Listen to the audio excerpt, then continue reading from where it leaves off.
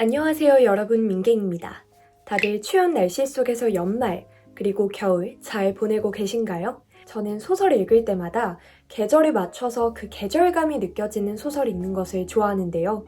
그래서 오늘은 샵 연말, 샵 겨울, 지금 딱 읽기 좋은 겨울 느낌 가득한 소설 5권을 가져왔습니다. 작품의 배경이 겨울일 뿐만 아니라 겨울과 관련된 작가님의 따뜻한 메시지까지 정말 아름다운 작품들 위주로 골라봤으니까 꼭 마음에 드는 책 한 권 발견하셔서 올겨울 따뜻한 전기장판 위에서 보셨으면 좋겠습니다.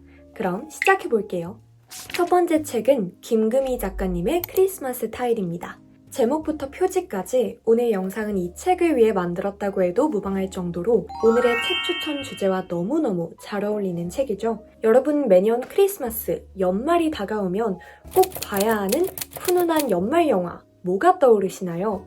저는 러브 액츄얼리가 항상 떠오르는데요. 런던의 크리스마스를 배경으로 8쌍의 커플이 얽히고 설킨 사랑 이야기를 옴니버스식으로 그린 크리스마스 대표 로코 영화입니다. 우리나라에서도 새해 전야, 해피 뉴 이어 등등 이 러브 액츄얼리를 오마주한 크리스마스 타긴 영화가 꽤 많은데요. 크리스마스 타일은 그 러브 액츄얼리의 한국 현대소설판입니다. MTV 예능국의 베테랑 방송 작가인 은하, 막내 작가인 소봄, PD인 지민, 그리고 그들과 하나씩 연결고리를 가지고 있는 한가을, 옥주, 진이, 세미, 현우의 이야기입니다. 마치 하나하나씩 이어붙이면 아름다운 그림이 완성되는 크리스마스 타일처럼 건너 느슨하게 연결된 인물들이 연달아 등장하면서 크리스마스와 인간관계를 매개로 7편이 조화로운 연작소설을 이룹니다.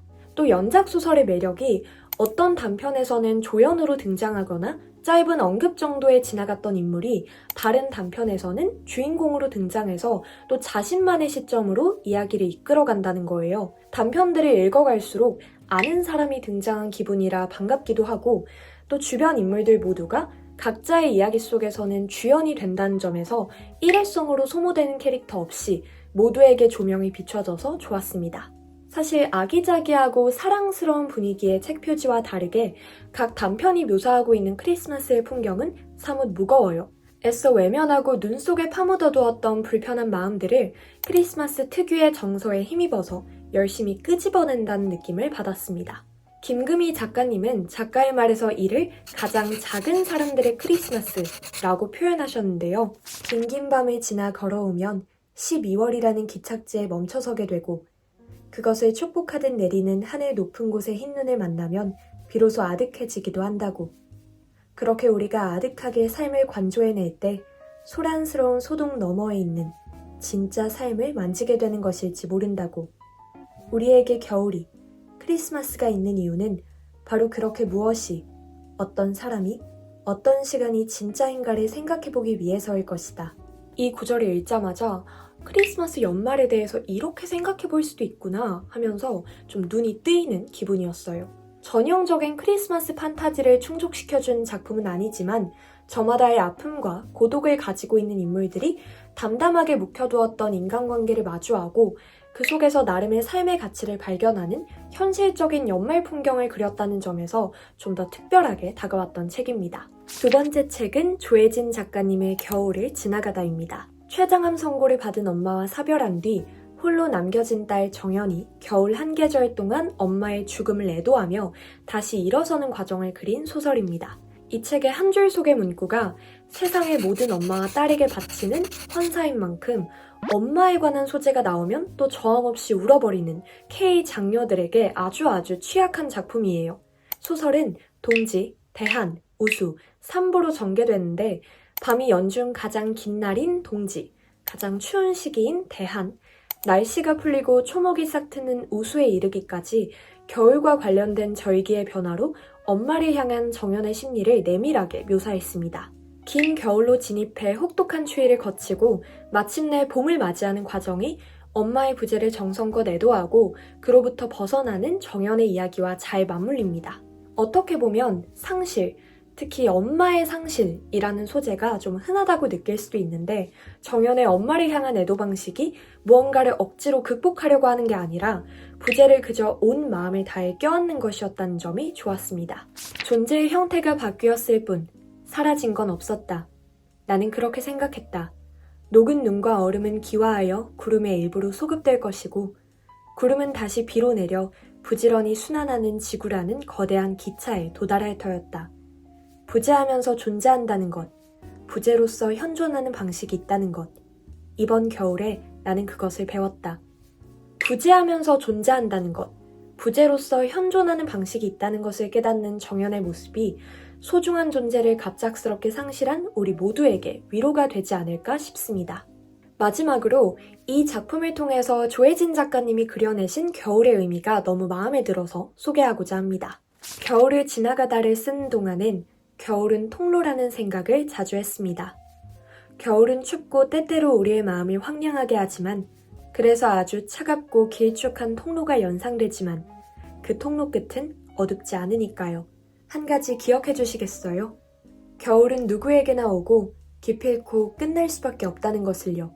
어떤 이유에서든지 인생의 겨울을 걷고 있는 분들에게 조혜진 작가님의 따뜻한 마음을 전해봅니다. 세 번째 책은 조예은 작가님의 스노우볼 드라이브입니다.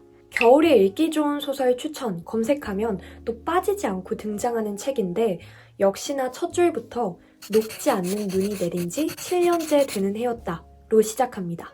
때는 2017년 전 세계적으로 피부에 닿자마자 발진을 일으키고 또 태우지 않으면 저절로 녹지도 않는 방부제 눈이 내리기 시작합니다.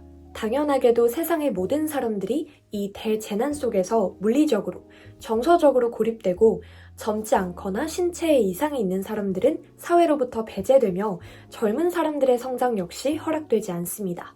10대의 절반을 이 재난 속에서 보내 제대로 자라지 못한 채 눈 폐기시설에서 근무하고 있는 주인공 모루가 얼마 전 갑자기 연락이 끊긴 이모 유진의 흔적을 찾아 헤매며 이 이야기는 시작합니다. 모루의 중학교 동창이자 유진의 행방불명과 연관된 이월이라는 인물도 등장하는데 모루와 이월, 이 두 사람의 1인칭 시점으로 소설이 교차되어서 전개됩니다.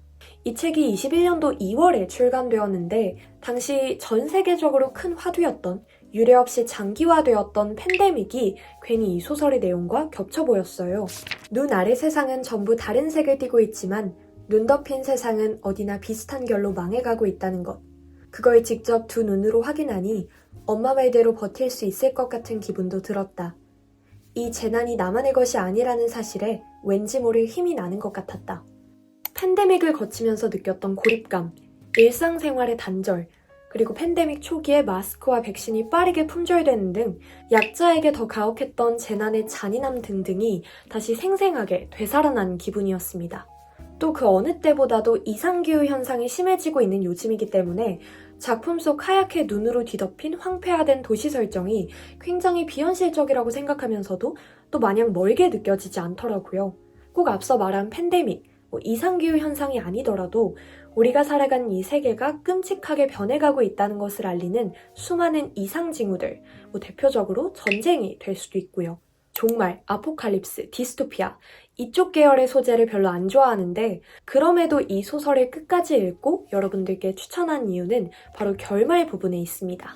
그런데 스노볼 드라이브의 아름다운 순간은 모루와 이월이 그 진실을 너무나 처절하게 직면하면서도 여전히 눈길 위로 달리기를 선택하는 장면들에 있다. 그들은 세계를 포기하기 위해서 도망치는 것이 아니라 이 끔찍한 세계 속에서도 함께 있을 사람을 찾아내기 위해 떠난다. 또다시 그 위에 눈이 쌓이더라도 오직 내달리는 사람의 열기만이 이 세계를 조금씩 녹인다는 것을 이제는 어쩐지 알 것 같다. 겨울의 끝이 오는 그날까지 서로의 손을 맞잡고 뜨겁게 달려나가는 단단한 사람들이 될 수 있기를 바라게 된 소설입니다. 네 번째 책은 한은영 작가님의 서핑하는 정신입니다. 이 책이야말로 겨울과는 완전히 반대되는 계절감, 여름에 어울리는 소설 아닌가 싶으시겠지만 보는 것만으로도 온몸이 시려운 한겨울 양양 바닷가에서의 서핑을 소재로 합니다. 다국적 스타트업 기업을 다니는 주인공 이재희는 우연히 큰 힘으로부터 양양 동해 앞에 해변 아파트를 유산으로 상속받고 올해가 끝나기 전에 아파트에 들러야 한다는 유산 대리인의 말에 7일간의 연말 휴가를 내고 양양으로 향합니다. 그런데 우연치 않게 와이키키 하우스라는 양양 게스트하우스의 서핑 강습을 수강하게 되고 해파리, 돌고래 등 해양동물 닉네임으로 불리는 서핑 초보들과 함께 양양의 겨울바다에서 연말을 보내게 됩니다. 사실 인생을 파도, 서핑에 비유하는 문구가 워낙 많기도 하고 저도 좋아하는 문구 중에 하나가 파도가 치면 피하지 말고 잘 타자거든요. 그래서 서핑이라는 개념을 보다 다양하고 또 입체적으로 다루는 작가님이 반가웠습니다. 서핑이란 해안으로 밀려오는 파도를 타는 행위를 말합니다. 하지만 서퍼들 사이에서는 파도를 타는 것만을 서핑이라고 말하진 않습니다. 파도를 타기 전, 타는 중, 그리고 타고 나서의 변화된 삶 모두를 서핑이라고 말합니다. 왜 이 책 제목이 그냥 서핑이 아니라 서핑하는 정신인지를 알 수 있었던 대목입니다. 그래서 우리 모두가 도시의 서퍼들이고 각자만의 서핑하는 정신으로 하루하루 삶을 개척하는 사람들이라는 이 작품 메시지가 굉장히 마음에 들었습니다. 또 팬데믹, 인스타그램, 공유 오피스, 한 달 살기, 워케이션, 플로깅 등등 실제로 이 작품이 출간되었던 22년도, 그러니까 2년 전에 여기저기에서 화두였던 트렌드가 핵심 소재로 전면에 등장합니다. 저는 개인적으로 소설을 읽을 때 시의성이 크게 느껴지는 작품을 별로 좋아하진 않거든요. 그런데 나를 둘러싼 일상생활을 현실적으로 그리고 디테일하게 반영하는 소설을 좋아하신다면 더더욱 마음에 들어 하실 것 같은 책이었습니다. 오늘의 마지막 작품은 최진영 작가님의 오로라입니다. 위즈덤하우스의 단편소설 시리즈인 위픽 소설로 분량이 80페이지 정도밖에 되지 않는 매우 짧은 단편입니다. 22년도에 제주 생활을 시작하신 최진영 작가님이 마치 조커 카드처럼 아껴두겠다고 다짐했던 제주도를 처음으로 배경 삼아 쓰신 책이에요. 그래서 이 작품의 배경이 칼바람이 부는 추운 제주의 겨울이라는 점에서 이 책도 겨울에 읽으면 정말 잘 어울리겠다고 생각했습니다. 이 작품의 주인공은 최유진으로 친구의 제주 한 달 살이권을 양도받아 제주에서 2달간의 시간을 보내게 되었으며 서울에서의 삶으로부터 의도적으로 완전히 단절되고 고립되고자 합니다. 그래서 유진은 자신을 오로라라는 새로운 이름으로 소개하고 유진이라면 절대로 하지 않았을 법한 일들을 일삼으며 거짓된 일상을 제주에서 이어나갑니다. 짧은 단편 안에 나름의 반전이 있는 소설이기 때문에 유진이 왜 오로라가 되었는지, 왜 제주도로 내려오게 되었는지 그 구체적인 이유를 설명하지는 못하지만 사랑과 믿음이라는 주제가 아주 중요하게 작용하는 소설입니다. 믿음 없는 사랑은 가능한가? 사랑 없는 믿음은 어떤 모습인가? 그게 완전히 없을 수가 있는가? 이 두 가지의 질문이 반복적으로 등장하는데 사랑이라는 조금 흔한 주제에 믿음이라는 요소를 추가하니까 더 깊이 있게 이 개념에 대해 고민해보게 되더라고요. 또 한 가지 독특했던 게 이 작품은 유진의 1인칭 주인공 시점으로 전개가 되지만 그때 너는, 그날 너는 이런 식으로 문장이 전개되거든요. 그래서 소설이 아닌 한편의 산문시 같기도 하고 변화무쌍한 사랑의 개념에 대해 그리고 스스로에 대해 정신없이 고찰하고 성찰하는 한 사람의 내면의 목소리를 투명하게 다 엿들은 기분이었습니다.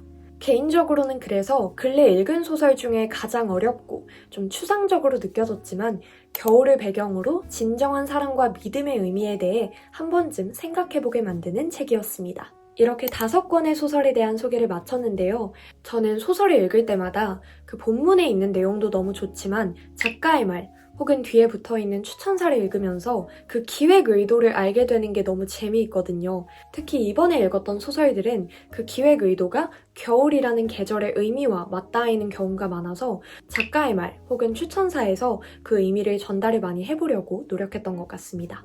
여러분들께도 이 따뜻한 메시지가 잘 전달되었기를 바라며 저는 오늘 영상을 여기에서 마무리해보도록 하겠습니다. 그럼 다음번에 더 재미있는 책 추천 영상으로 돌아오도록 할게요. 안녕!